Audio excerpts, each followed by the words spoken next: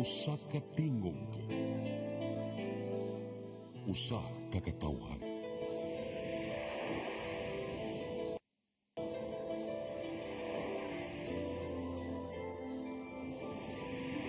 Cebu Catholic Television Network.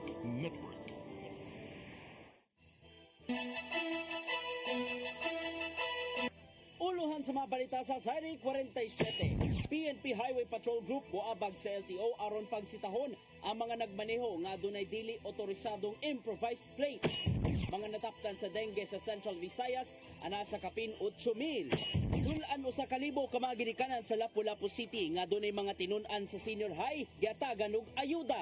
Hitman patay human nakigpinusilay sa mga pulis sa lungsod sa Argao. Sugbo, Kabisayan ug Mindanao, Pilipinas ug katawhan kutos maabot sa tong Sibya sa tibuok kalibutan mayong hapon. Live kita karon sa CCTN Channel 47 ug kini ang tulumanon sa nagunang kasayuran nga angay natong masayran. Ako si Dennis Tabar. Tulumanon sa patas ng mga balita ug opinyon. Ako si Danica Cabales. Kini ang Sari 47.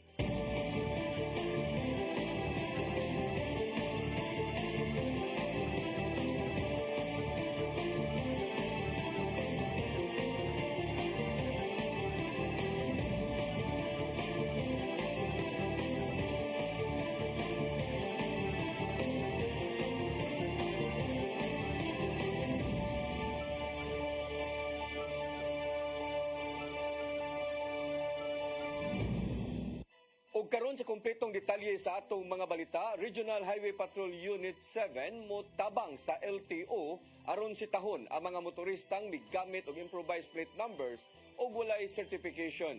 Muhimo una sila og warning atol sa ilang checkpoint sa kadalanan.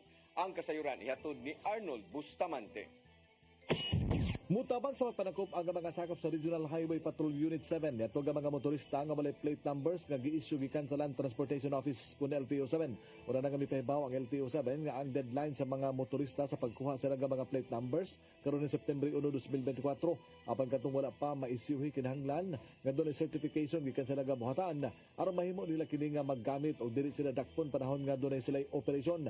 Nagpaabot pa hinuon ang LTO 7 sa final guidelines labot ini sa dili pa hingpit nga ipatuman tunay midagsa ang daghang mga tao sa nakadiyang satellite office sa LTO 7 aron mokuha sila mga plaka apan dunay uban nga nagbagutbot tungod kay pila na ka tuig gikan sila nga pagpalit sila nga mga motorsiklo apan wala pag gihapon maabot ang ilang mga plate numbers. Si Police Lieutenant Colonel Wilbert Parilla, Regional Chief sa RHPU 7 nagkadayon nga lakip sila nga gitahasan sa LTO nga manakop didto nga mga motor nga migamit sa improvised o temporary plates. Ino niyang gipasabot nga sa September 6, 2024 dunay himuon nga seminar sa iyang mga personnel uban ng LTO 7 aron dunay uniformity sa implementation sa kamanduan. Human naon niya ni mao nga seminar dunay ilusad nga usa ka semana nga information dissemination ngadto sa publiko aron mahatagan sila higayon nga makaproseso sila nga mga papeles pagkuha sa certification gikan sa LTO 7 kung wala pa makuha ang ilang mga plate numbers. So that would be the strict implementation now.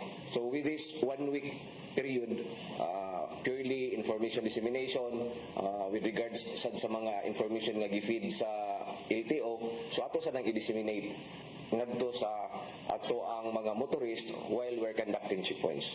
May pasupot sa komanduan ng Police Regional Office 7 nga ang RHPU 7 mohimog seminar sa tanang police office sa tibok rehiyon aron matunduan usab sila kung unsay nakuha nga impormasyon gikan sa LTO 7. May dugang si Parilla nga sa panahon sa ilang checkpoint hatagan lang una nila og warning kadto nga mga motorista nga migamit sa improvised plate numbers apan natol sa pagpatuman na sa kamanduan o kung doon na paghapoy wala mutuman labot sa paggamit sa improvised plate number mo issue sila og temporary operators permit kon TOP diin dito sa LTO nga buhatan lukaton sa mga motorista. We will just keep a record, no? We'll just keep a record with the directives sa ato ang higher headquarters. Ato lang sa i-keep ang records for those ato ang masita sa conduct of checkpoints aron the next time nga ato silang masita with the same offense. So there's no reason nga wala silang hibalo. Kadtong mga sakyanan ng motorsiklo nga napalit sugod Enero 2023, maura ang i-appeal sa memorandum sa LTO 7 base sa Joint Administrative Order number 2014-01 ang mugamit sa mga dili otorisadong plaka makamulta kinig dili moubos sa 5,000 pesos. Arnold Bustamante, CCTV News. kumpirmadong kaso sa dengue sa Central Visayas niabot na og kapin 8,000. Department of Health 7 may painumdum sa katawhan nga sundon ang mga pamaagi aron dili matakbuyan sa maong sakit. Ang kasayuran hato ni Gian Navarro. Gitaho sa Department of Health 7 nga nasa 8,839 ka mga tao ang kumpirmadong natakbuyan sa sakit nga dengue lukop Central Visayas. Gikan kini sa gitunod nilang datos gikan Enero hangtod Agosto ning tuiga. Nagagikan ng 8,000 ka mga confirmed cases sa dengue gikan sa kapin 15,000 ka mga tao nga gipaubo sa surveillance. Tugod kay na sinati man sa nasod ang mga kusog nga pag-uwan, giawag sa DOH7 ang publiko nga magmatgon sa sakit nga dengue nga makuha sa usa ka matang sa lamo. Matod ni DOH7 Regional Epidemiologist Dr. Eugenio Mercedes Cañal nga kinalang tumanon ang 4S aron kalikayan ang dengue. Sama lang kini sa pagsubay kung asa ang breeding sites sa mga lamok, inguman pakpakgang nini og pagprotehe sa kaugalingon gamit ang insect repellents og mas taas nga sleeves. Kinalan magpahiling usab sa doktor kung adunay mga sintomas sa dengue sama lang sa hilanat. You know all that also sa ato ang 4S, ato ang seek and destroy, seek early consultation, okay? Wear self-protective nga mga measures like long sleeve, maggamit ta og mga anti-repellent, and also say yes only to fogging kung naatay mga impending nga mga outbreaks. Samtang gisubay usab sa DOH ang ubang mga lugar nga dunay kaso sa dengue, una pa ideklarar ang outbreak sa nasod. Maong gawas sa pagpanagambatok sa maong sakit, miauhag usab ang ahensya ngadto sa publiko nga di magpataka og katap sa mga sayop nga impormasyon bahin niini. Kini aron masiguro nga malayo sa risgo ang matag pamilya batok sa mga makamatay nga sakit, apil na ang dengue. So atong ipalapnag ang sakto nga information. You can always check our official website sa DOH na adito ang tanan nga dapat nato mahibaw-an. Ian Navarro, CCTN News. Kapin 300 ka mga residente sa lungsod sa Bantayan ang nakahigayon sa pag-donate og dugo atol sa mobile blood donation drive sa lokal nila nga kagamhanan. Gipasiugdahan kini sa Bantayan Rural Health Unit sa Oga Vicente Soto Memorial Medical Center sa tinguha nga makabaton og igong supply sa dugo nga ihatag sa isig kaingon. Sa ihap gikan sa mismong RHU, anaa sa kapin 500 ka mga nagpalista sa Bantayan Gym o Barangay Kaingkabi. Apan 54 lang ang nakuhaan og dugo gikan sa Barangay Kaingkabi samtang 295 subs sa Bantayan Gym. Laing mobile blood donation drive ang ipahigayon sa mga island barangay sa Bantayan karong September 10 ngadto na sa Pizza Punsi.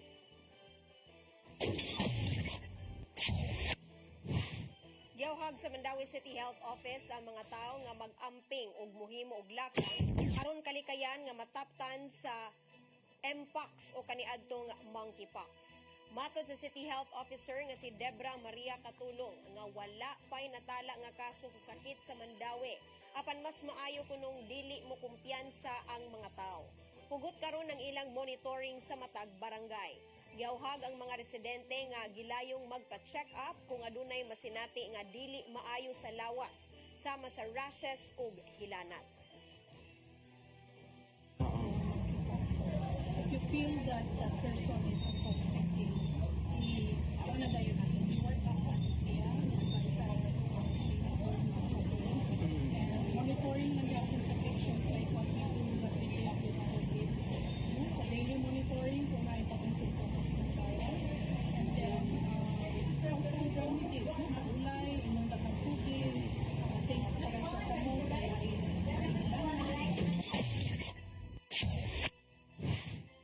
Susihon mismo ni Acting Cebu City Mayor Raymond Alvin Garcia ang Binaliw Landfill karong Lunes. Subay kini sa reklamong nadawat bahin sa giingong pag-aalisngaw ug baho gikan sa mao nga landfill nga gipanag-iya sa pribadong kompanya. Sutao ni Garcia kung nagsugod ba ang mao nga baho gikan sa Solid Waste Processing Company diin sa bukid maong niabot kini sa Kabalayan pinagi sa ilang mga gripo. Kuyugan sa kasamtangang mayor ang mga sakop sa City Environment and Natural Resources Office, ingon man ang Department of Public Works o ang Department of Health. Daan na nga misupak ang mga mulupyo sa Binalio landfill niadtong 2019 human nga wa na maggamit ang kaniadtong landfill diha sa barangay Inayawan. Senador Sherwin Gatchalian mipahimangno siyang mga kauban nga dili mangumpiyansa sa mga pasangil sa managsuong Sheila ug Alice Go. Subay kini sa kadaghang kakuwang sa ilang depensa aron mapamatud-an kung nalambigit ba sila sa illegal pogo operations. Ang kasayuran ni hatod ni Gian Navarro. May paymangno si Senador Sherwin Gatchalian sa mga kauban nga magmatngon sa tanang mga testimonya nilang Sheila Guo bahin sa nahimong gidangatan. Nabantayan sa mga opisyal nga dili consistent og daghang mga sayop ang pagsaysay sa gilang igsuon ni dismissed Bambantarlac Mayor Alice Guo, ilabi na sa pasangil nga giatubag nga mao ang pag-ikyas sa Pilipinas. Sumapa niya nga daghang kakuwang sa mga storya ato sa nang labayng mga hearing din giisgot ni Guo giun sa nila pag-ikyas sa nasod. Namatik na usab nga susama ang nahimong paagi sa pagdepensa ni dismissed Mayor Guo maong dili katuhan dayon ang mga gipampanulti. Giulagway ni Gatchalian nga professional nga butbuton o mangingilad ang pamilyang Guo bisan pa man sa pagka-inosente silang gipakita sa nanglabing mga hearing. Kini bisan pa man og dili consistent sa gihuptang mga dokumento ang inang pagdepensa silang habig bahin sa pasangil nga giatubang nga mao ang illegal pogo operations sa Luzon. Pipila sa mga nabantayang inconsistency sa mga gipampanulti mo ang wala pagpakisayod bahin sa pagkuyog ni Alice Guo aron makaikyas. Ingon man usab ang pamahayag nga wala kaila ang mga Guo kang Cassandra Leong sa una hangtod nga nagkita sila sa una sa Malaysia. Maong napamatud-an ni Gatchalian nga ang uyab ni Ong mao si Wesley Guo adunay kalambigitan sa illegal pogo operations sa Tarlac ug Pampanga. Gitun-an pa sa habig sa Senado kung himuon bang state witness si Sheila Guo bahin sa direktang pagkalambigit ni Alice sa pogo operations ug mga pagpangabuso nga nahitabo sa sulod. Gian Navarro, CCTN News.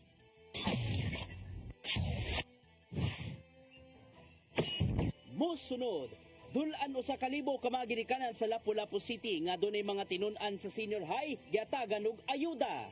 Kanaw guban pa mga balita sa magbalik sa Sayri 47.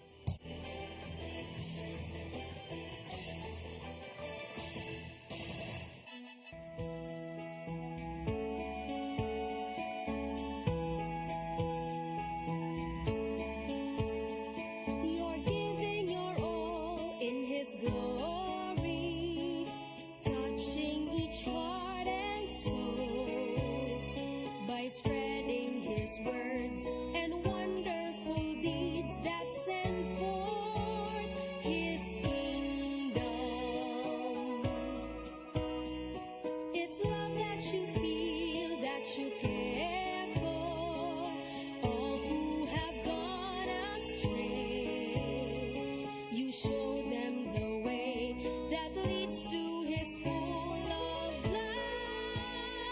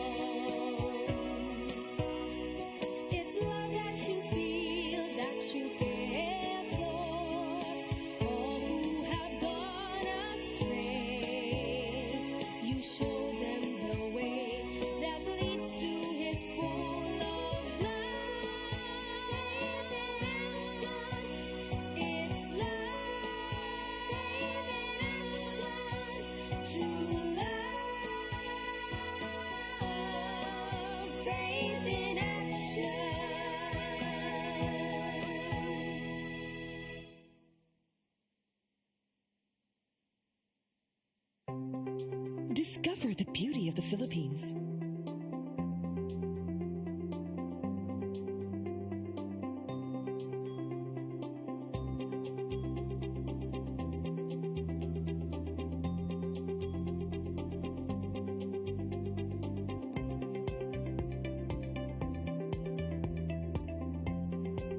With Philippine Airlines, the country's flag carrier.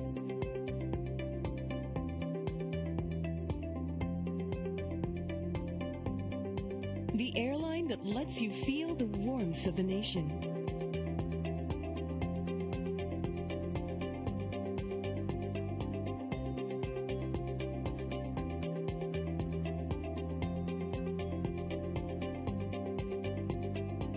Mabuhay!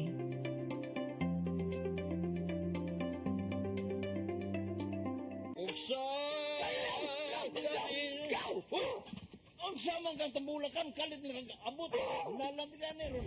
Gitara ko nga gamay kaayo. Gitara ko nga dako, gamay kaayo. Dailing, Unsa man ang utangan nga naa nga si Mungluyo dito?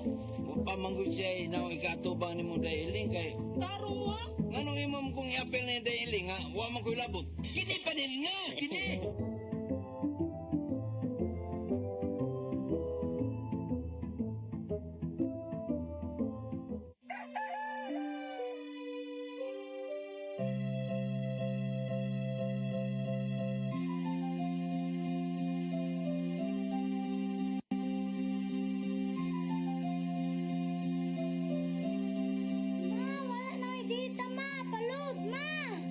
Sorry ma'am, na-late ko. Nangita pa mong ko para internet sa kong anak ma'am. Ay, wala na yung problema. Para sinisibo. Sinisibo, sinisibo, For your internet connection, and for the signal of your cable TV. so fast and spread the transmission to your home. Sinisibo. Sinisibo, sinisibo, Offers you to have fiber optics.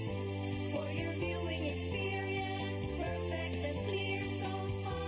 So great and affordable for you to enjoy. Sinisibo Television Network Incorporated offers fiber to the home broadband internet bundled with fiber to the home cable TV connection. Sinisibo Television Network Incorporated with its operation in Metro Cebu and the whole province of Cebu soon. And affordable for you to enjoy. Sinisibo.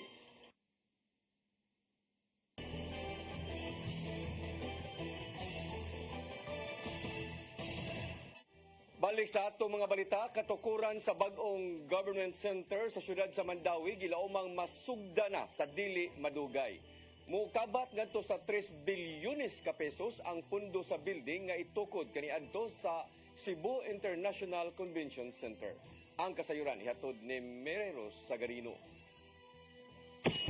Unsa ka dream come true kung ihulagway sa mga opisyalis sa Dakbayan sa Mandawi ang groundbreaking sa One Stop Shop Government Center kagahapon. Dugay nang gipangandoy sa Dakbayan nga makaangkon og government center diin ma-centralize ang tarang buhatan sa lokal nga kagamhanan ug ubang ahensya sa gobyerno sa Dakbayan. Kini masayon sa mga Mandawihanon ilabi na sa mga senior citizen o persons with disability. Sa pagkakaroon nagkatag ang mga buhatan sa kagamhanan sa lain-laing lugar sa barangay sentro. Gawas sa government center itukod usab sa CICC compound ang ubang support facilities sama sa public terminal, public park ug parking. Ang construction magsugod karong adlaw og gilauman nga mahuman sud sa 35 ka buwan. Giponduhan kini pinaagi sa 3 bilyones nga loan ngadto sa Development Bank of the Philippines nga barian sa Dakbayan sud sa 15 ka tuig. Ang mahinungdanon nga okasyon gipanguluhan ni suspended Mayor Jonas Cortez isip special guest og ni acting Mayor Glenn Bersedi o Gobernador Gwendolyn Garcia kuyog sa ubang mga opisyal. It's a powerful testament to the dreams that we have nurtured as Mandawihanon. O karong adlaw, we are not only laying the foundation of a building, but we are laying a foundation of our future. A future where every Mandawihanon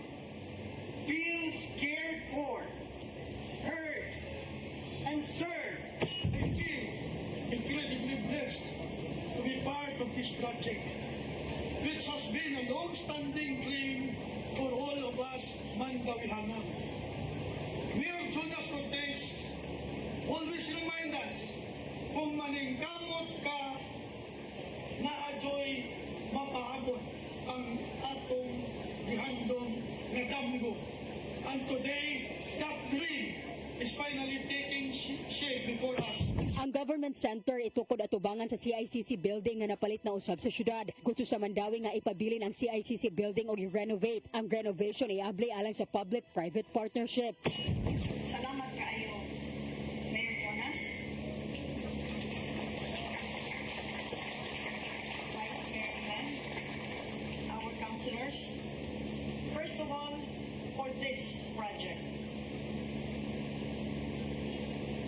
The CICC has had, like the Cebuano story, a long and storied past. And when we thought that it would just start to decay and be relegated to the dustbin of forgottenness, kining inyong proyekto karon mao kini ang redemption, the redemption of the CICC and the redemption of the Cebuano spirit. Mary Rose Shagarino, CCTN News. Gisaulog karong adlaw sa Mandawi City ang ika-55 niyang charter anniversary. Gihimo ang misa pasalamat ganiyang buntag sa National Shrine of St. Joseph. Ang mga empleyado sa City Hall uban sa mga opisyal sa Dakbayan ang nagparada sa kadalanan kaganiha. Si Acting Vice Mayor Glenn Mercedes yang speech nagpasalamat sa tanang individual nga nakatampo sa kalambuan sa syudad. Ang Mandawi gideklara nga syudad niadtong 1969 ubos sa administrasyon ni kanhi Mayor Demetrio Cortez.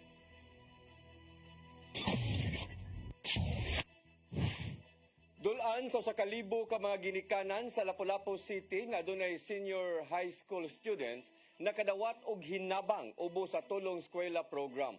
Kini aron maabangan silang adunay gamay nga kita ug maabagan ang pagtunga sa ilang mga anak. Ang kasayuran ihatod ni Cristel Joy Filerca.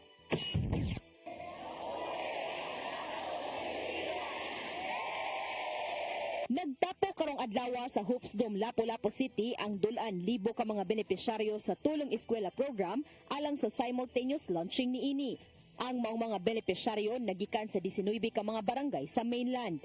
Gipasiugdahan kini ni Congresswoman Cindy Chan tungod kay ang maong bag-ong programa inisyatiba sa House of Representatives nga nagtinguhang maabagan ang mga ginikanan nga may mga tinunan sa senior high school. Matod sa kongresista, 6,000 ka mga benepisyaryo ang mamahimong makapahimo sa maong programa ug ang gikuhaan og pondo niini mao ang ayuda para sa kapos ang kita program sa Department of Social Welfare and Development kun DSWD ug tulong panghanap buhay sa mga displaced o disadvantaged workers kun tupad program sa Department of Labor and Employment Kondole. So each namo gitagaan ni og tag 3,000 ka beneficiaries for AKAP and 3,000 for tupad. Nya tungod sa gamay ra na panahon before the grand launching today and tomorrow ang tupad, ang atong nakaya is 1,000 lang una. No, 1,000 for AKAP, 1,000 for tupad. Apan matod ni Emma Patalinghog, ang Social Welfare Officer for sa Protective Service Division sa DSWD, nga 978 na lang ang qualified beneficiaries karong adlaw, human nasuta nga adunay dili qualified nga modawat sa ayuda.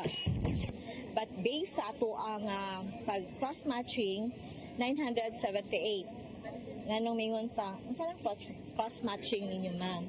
Kaya aduna man good day guidelines in DSWD kung makadawat mo sa the same type of services, kung dili siya kung within 3 months pa siya, dili pa siya pwede nga makadawat.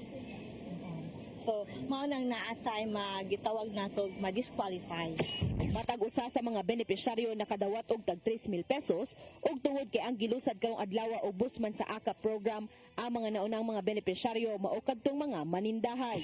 So, kinahanglan na ang beneficiary nato ni ani adunay panginabuhian. Parehas karon nga mga vendors ang ato ang beneficiaries sa pagkakaroon. Na diin ang ilahang kita is narasa sa minimum wage earner or below minimum wage earner. So mao di pinaka-beneficiaries nato ni aning programa nato nga ayuda. Ugmang adlaw ang dole na usab mo mapasiugda sa payout sa ilang mga benepisyaryo. Gidugang pa ni Congresswoman Chan nga bisan og 6,000 lang ang makapahimo sa maong programa, tinguha niyang mahatagan ang tanan 7,600 ka mga tinun-an sa senior high school sa mainland Lapu-Lapu. Crystal Joy Filerca, CCTN News. Pagpalambo pa sa kaalam sa mga tinunan sa science and technology, gitinguhan ni Kongresista Pablo John Garcia.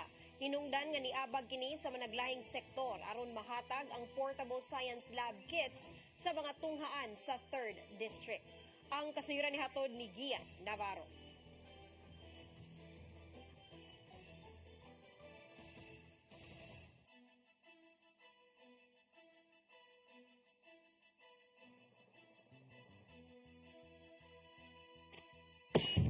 Mahinungdanon alang ni Kongresista Pablo John Garcia sa Tercero Distrito sa Sugbo ang pagpalambo sa kaalam sa mga tinun-an, ilabi na sa science and technology. Gikabalakan niya ang ubos ka performance sa mga tinun-ang Pilipino kung isgutan ng maong subject area. Sa report gikan sa Program for International Student Assessment, kung PISA nitong 2022, walay nahimong kabag-uhan sa academic performance ang mga tinun-an sa Pilipinas kung hisgutan ng siyensya. Ang tanaw, kinahanglan og intervention diha, no? Mao ni usa sa atong mga naunaan nga intervention nga kung doon na sila inani nga kahimanan, no?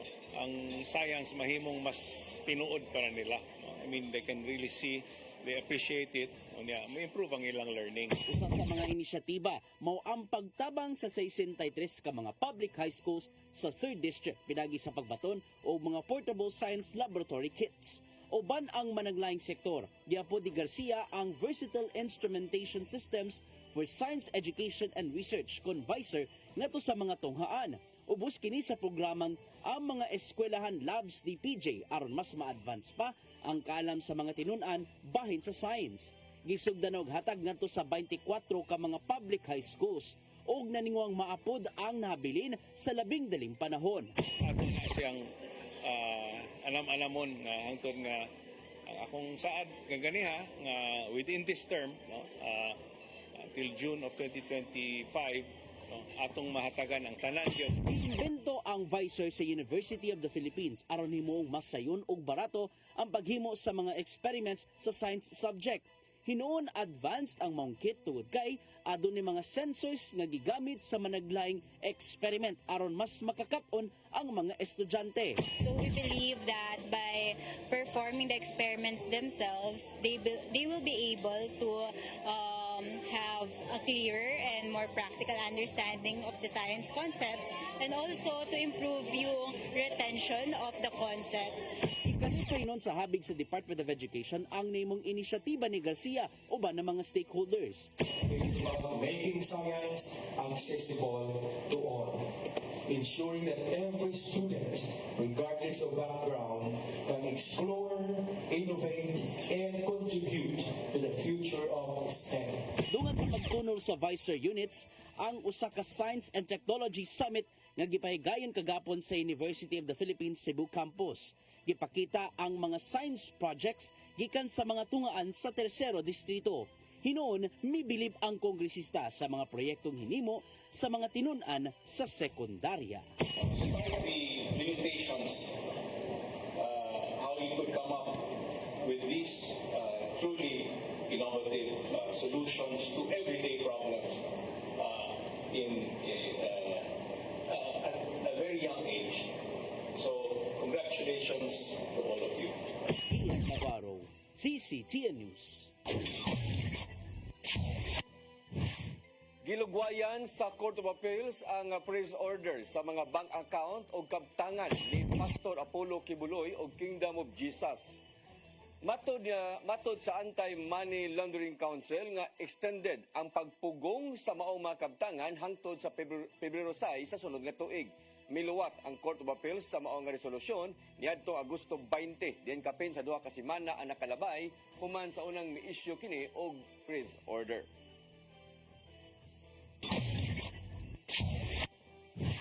Mapahimusla na sa mga residente sa Barangay Kalawisan, Lapu-Lapu City ang bagong nahuman ng multi-purpose building human kini giablihan kagahapong adlaw. Ang maong two-story building ipunduhan og 8 milyones pesos sa buhatan ni Congresswoman Cindy King Chan. Kini na maoy magsilbing bagong barangay hall sa maong barangay ug aduna kini 4 ka opisina. Samtang sigon pa sa barangay kapitan nga si Arcelito Pejo ang gitagana unta nga pondo sa barangay para sa pagpahuman sa maong building ipalit na lang og yuta aron himuong parking lot og senior citizens park. Ako ngayon kining panikamutan, nagpapalit kining yuta nga 600 square meters dinhi sa Akban na mahimo unya katong parking space unya ang 500 square meters pinaagi magyamuko na usab kita ni Ma'am Cindy nga himuon unya natong gamay nga plaza or senior citizens park. Sugda na sa Nuestra Señora de Regla Parish sa National Shrine ang patronal visit sa 2024. Karong September 1 nga maoy magsilbing opisyal nga pag-abli sa ika-289 nga annual fiesta sa Birhen sa Regla. Ipaagi kini sa send-off mass og dadon ang imahen sa Birhen sa Regla sa Archdiocesan Shrine sa Immaculate Heart sa Minganilla.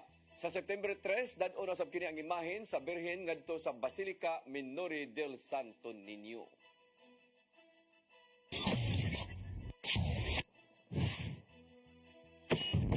Musunod, hitman patay human nakigpinusilay sa mga pulis sa lungsod sa Argao. Kanauguban pa mga balita sa magbalik sa Sairi 47.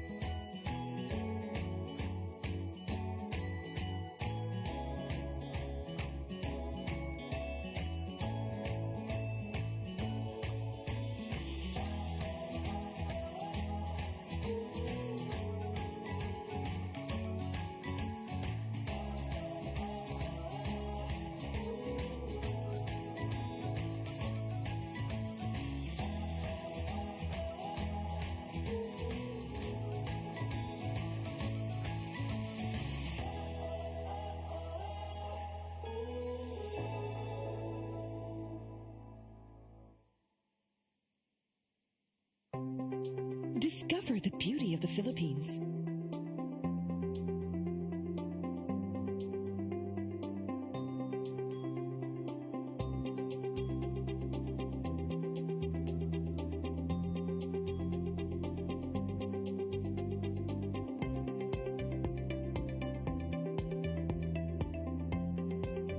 with Philippine Airlines, the country's flag carrier.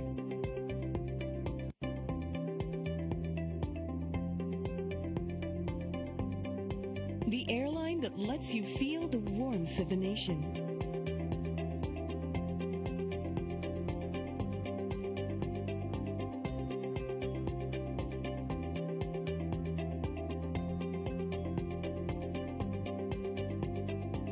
Mabuhay.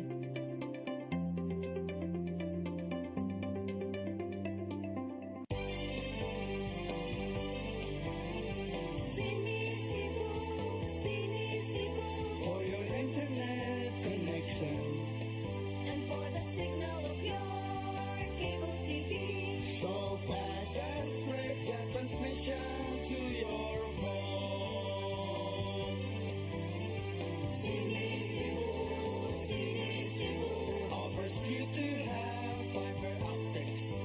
For your viewing experience, perfect and clear, so fast. So great and affordable for you to enjoy. Cine Cebu Television Network Incorporated offers fiber to the home broadband internet bundled with fiber to the home cable TV connection. Cine Cebu Television Network Incorporated with its operation in Metro Cebu and the whole province of Cebu soon.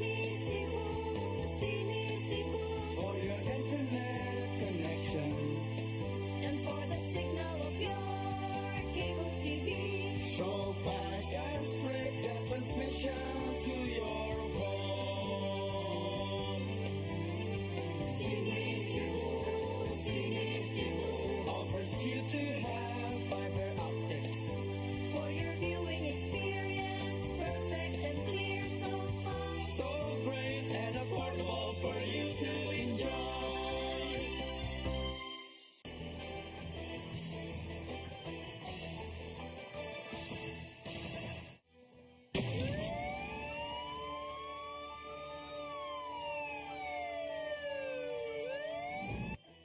Balik sa atong balita, patay ang usa ka hitman nga nagigpinusilay sa mga pulis sa lungsod sa Argao, human gialarma nga armado kaganinang buntag.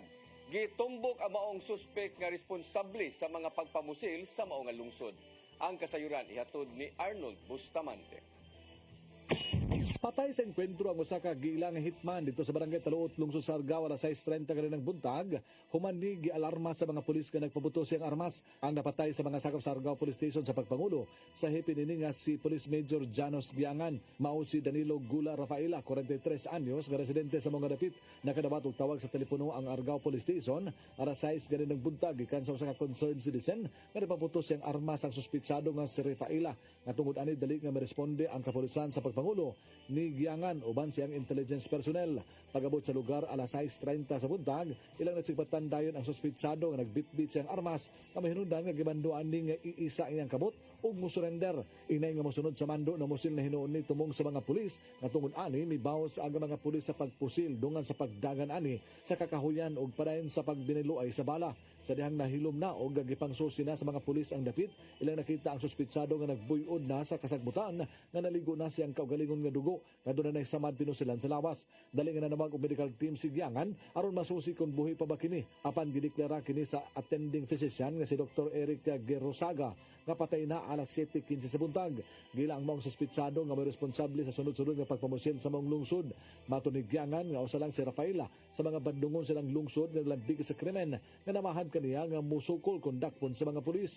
Nakuha sa mga sakop sa scene of the crime operation ang usa ka kalibre 45 nga dunay duha ka mga bala ni ini. Arnold Bustamante, CCTV News. Kanhi mayor sa selda na dakpan pagbalik sa kapulisan human mamaligya og illegal nga drogas. Lakip sa nadakpan ang iyang bata-bata nga mamarukay nga taga-mambaling sa dakbayan sa Sugbo human gialarma nga armado. Ang kasayuran hatod pagbalik ni Arnold Bustamante. Kani Mayor sa Silda ang balik karon sa bilangguan naman madagpan sa gilusad nga bypass operation sa Labangon Police Station sa Alopez Street, Barangay Labangon sa dapit sa Sugbo alas 9:58 gabi. Ang suspitsado gila nga si Rinaldo Repaso Cabatino alias Ikot, 54 anyos, taga sitio Mikabaha, Barangay Dulho, Fatima sa Dakbayan sa Sugbo.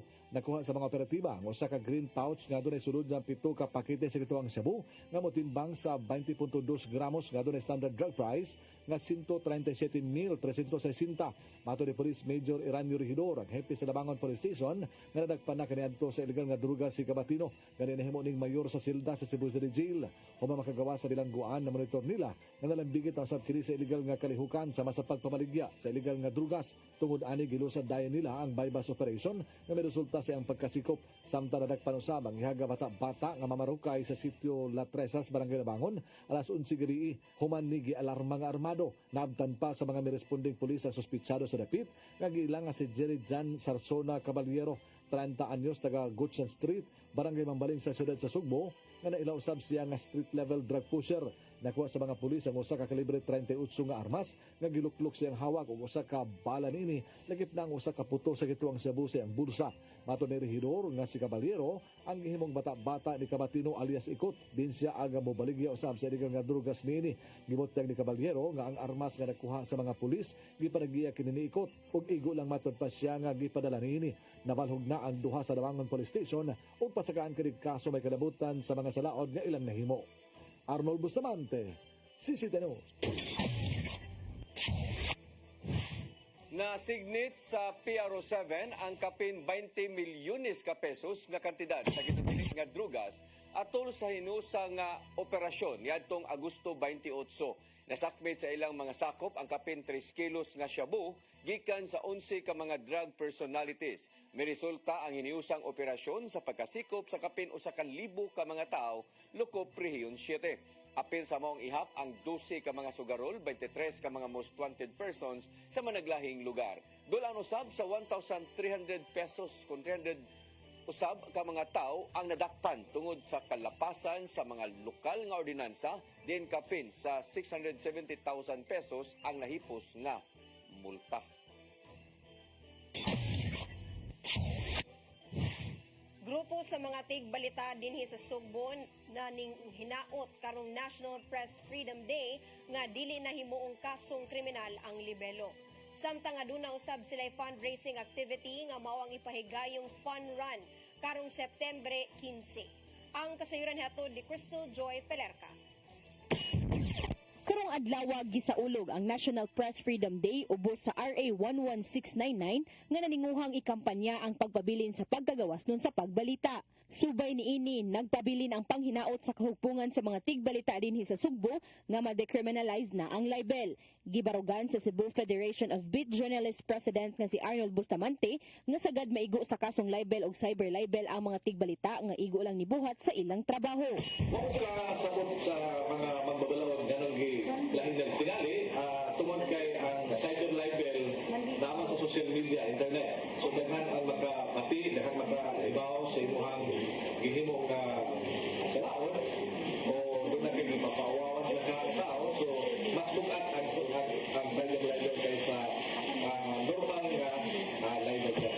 Nakaungong pa sa lehislatibo ang Senate Bill 2521 ni Senador Jingo Estrada aron dili na paprisuhon ang mga tigbalitang dunay kasong libel. Inay nga mapriso, multahan na lang ang sad-an sa libel case gikan sa 5,000 pesos hangtod sa 15,000 pesos. Giilahi noon sa mong senador ang grabing pagpalingkamot sa mga tigbalita nga biktima raw sab sa kadugayan human maigo ang subject sa ilang mga gipang report. Hinoon, magpadayon ang kampanya sa Press Freedom hangtod Setyembre, diin sa ikatulong semana sa ulugon ang Cebu Press Freedom Week. Maong buksan sa CFBJ ang maong kasaulugan, pinaagi sa Cebu Press Freedom Week Fun Run karong Setyembre 15, alas 5 sa buntag sa Robinson's Galleria, Dakbayan sa Sugbo. Abli kini sa tanan, ilabi na kadtong sa mga mahiligon sa pagpanagan. Palihog, suportahan nato ang Cebu Press Freedom Week Fun Run. Ang inyong pagsalmot dako kini katabang nya dili lang kini pagtabang no sa Cebu Media kundi pagtabang sa din sa inyong kagalingon nga mahimo mong healthy o mawa ang mga fats diha sa bansa. Adunay tulo ka categories nga mahimong apilan ug adunay registration fee nga 550 pesos hangtod sa 800 pesos depende kung unsay gilayon ang salmutan. Suma pa usab ni Bustamante nga ang halin sa mong fun run mo paingon sa pondo sa CFBJ aron matabangan pa ang ubang mga tigbalita. Usa sa mga gipambuhat sa CFBJ mao ang financial assistance ngadto sa mga tigbalita nga labing nanginahanglan sama na lang sa pagpatambal. Kita sa fun run para sa pagtabang sa itong mga pamahalang sa media na ginagawa. For example, sa kita, ay tapang napakay susugan na talay. Ito nga ang mga tubig, naghimo sa dam. Alang sa mga gustong mosalmot, register lang pinaagi sa pag-scan ng QR code o bisitaha lang ang link nga makita sa screen. Aduna usab sila'y on-site registration sugod karong Lunes sa buhatan sa DYHP Cebu at ubangan mismo sa Capitol Ground, Dakbayan sa Sugbo. Crystal Joy Felerca, CCTN News. O kadtong naglangkob sa atong mga balita sa Sairi 47, ako si Dennis Tabar. Ako si Danica Caballes. Hangtod Lunes po sa inyong paboritong tulumanon. Sairi 47.